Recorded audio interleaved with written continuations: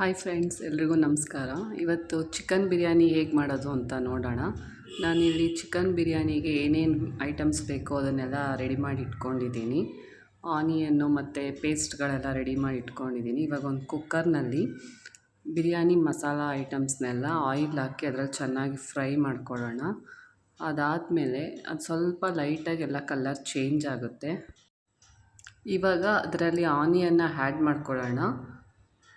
Onion ಎಲ್ಲ add ಮಾಡಿಕೊಂಡು ಸ್ವಲ್ಪ ಅದು ಕಲರ್ ಚೇಂಜ್ ಆಗೋವರೆಗೆ ಚೆನ್ನಾಗಿ ಫ್ರೈ ಮಾಡ್ಕೊಬೇಕು. ನಾನು ಮೀಡಿಯಮ್ ಸೈಜ್ 2 ಆನಿಯನ್ನ ಕಟ್ ಮಾಡ್ಕೊಂಡಿದ್ದೀನಿ. ನಿಮಗೆ ಇನ್ನು ಸ್ವಲ್ಪ ಜಾಸ್ತಿ ಬೇಕು ಅಂದರೆ ಜಾಸ್ತಿನೇ ಆ್ಯಡ್ ಮಾಡ್ಕೋಬೋದು. ನೋಡಿ, ಇವಾಗ ಆನಿಯನ್ ಎಲ್ಲ ಕಲರ್ ಚೇಂಜ್ ಆಗಿದೆ. ಸ್ವಲ್ಪ ಈ ಥರ ಚೆನ್ನಾಗಿ ಫ್ರೈ ಮಾಡಿಕೊಂಡ್ರೆ ನಿಮಗೆ ಒಳ್ಳೆ ಟೇಸ್ಟ್ ಸಿಗುತ್ತೆ. ಇವಾಗ ನಾನು ಶುಂಠಿ ಬೆಳ್ಳುಳ್ಳಿ ಪೇಸ್ಟ್ನ ಆ್ಯಡ್ ಮಾಡ್ತಾಯಿದ್ದೀನಿ. ಈ ಪೇಸ್ಟ್ ನಾನು ಮನೆಯಲ್ಲೇ ರೆಡಿ ಮಾಡ್ಕೊಂಡಿರೋದು. ಅದೂ ಅಷ್ಟೇ, ಸ್ವಲ್ಪ ಹಸಿ ವಾಸನೆ ಹೋಗೋವರೆಗೂ ಚೆನ್ನಾಗಿ ಫ್ರೈ ಮಾಡ್ಕೊತಾ ಇರಬೇಕು.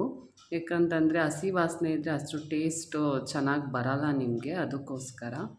ನೆಕ್ಸ್ಟು ಇವಾಗ ನಾನು ಇದಕ್ಕೆ ಒಂದು 10 ಹಸಿಮೆಣ್ಸಿಕಾಯಿನ ಪೇಸ್ಟ್ ಮಾಡ್ಕೊಂಡು ಇಟ್ಕೊಂಡಿದ್ದೀನಿ.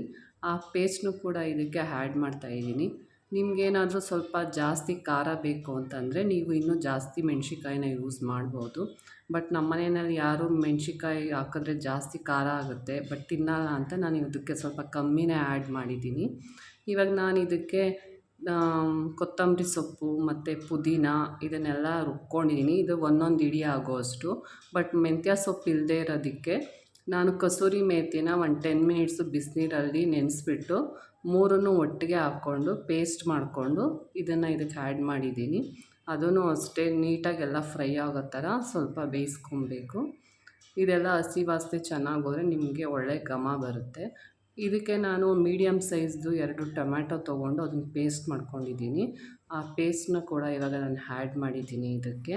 ಇವಾಗ ಇದೆಲ್ಲ ಚೆನ್ನಾಗಿ ಮಿಕ್ಸ್ ಆಗಿದೆ. ಇವಾಗ ಇದಕ್ಕೆ ಸ್ವಲ್ಪ ಅಂದರೆ 1/2 ಟೀ ಸ್ಪೂನು ಅರಿಶಿನದ ಪುಡಿನ ಆ್ಯಡ್ ಮಾಡ್ಕೊಳ್ಳೋಣ. ಆಮೇಲೆ ಇದಕ್ಕೆ 1 ಟೇಬಲ್ ಸ್ಪೂನ್ ಆಗೋವಷ್ಟು ಗರಂ ಮಸಾಲ ಪೌಡರ್ನ ಆ್ಯಡ್ ಮಾಡ್ತಾಯಿದ್ದೀನಿ.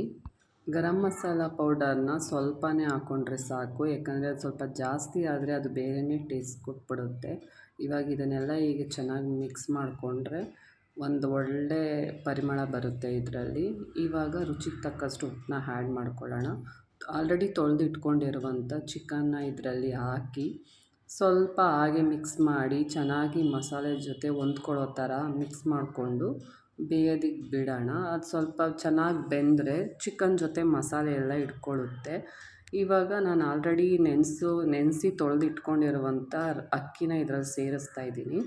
ನಾನು ಇವಾಗ 1 ಲೋಟ ಅಕ್ಕಿ ತೊಗೊಂಡು ಅದಕ್ಕೆ ನಾನು 2.5 ಲೋಟದಷ್ಟು ನೀರನ್ನ ಆ್ಯಡ್ ಮಾಡ್ಕೊಂಡಿದ್ದೀನಿ. ನೀರನ್ನ ಡೈರೆಕ್ಟಾಗಿ ತಣ್ಣೀರನ್ನ ಹಾಕಬಾರ್ದು ಅಂತ ನಾನು ಆಲ್ರೆಡಿ ಪಕ್ಕದಲ್ಲಿ ನೀರನ್ನ ಚೆನ್ನಾಗಿ ಕಾಯಿಸ್ಕೊಂಡಿದ್ದೀನಿ. ಆ ನೀರನ್ನ ಹಾಕೋದ್ರಿಂದ ಬೇಗ ನಿಮಗೆ ಕುದಿನೂ ಬರುತ್ತೆ. ತಣ್ಣೀರು ಹಾಕೋದ್ರಿಂದ ಅನ್ನ ಒಂಥರ ಮೆತ್ತಗಾಗ್ಬಿಡುತ್ತೆ. ಅದಕ್ಕೆ ಬಿಸಿನೀರನ್ನ ಇದರಲ್ಲಿ ಆ್ಯಡ್ ಮಾಡಿಕೊಂಡು ಸ್ವಲ್ಪ ಏನಾದರೂ ರುಚಿ ಕಮ್ಮಿ ಆಗಿದ್ದರೆ ಅದಕ್ಕೆ ಸ್ವಲ್ಪ ಉಪ್ಪನ್ನ ಆ್ಯಡ್ ಮಾಡಿಕೊಂಡು ಇವಾಗ ಅದನ್ನು ಕುಕ್ಕರ್ ಕ್ಯಾಪ್ನ ಕ್ಲೋಸ್ ಮಾಡಿ ಒಂದು 2 ವಿಷಲ್ನ ಬರ್ಸೋಣ.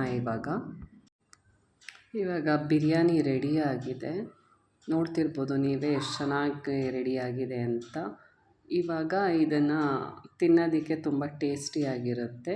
ಇವಾಗ ಇದನ್ನು ಸರ್ವ್ ಮಾಡೋಣ.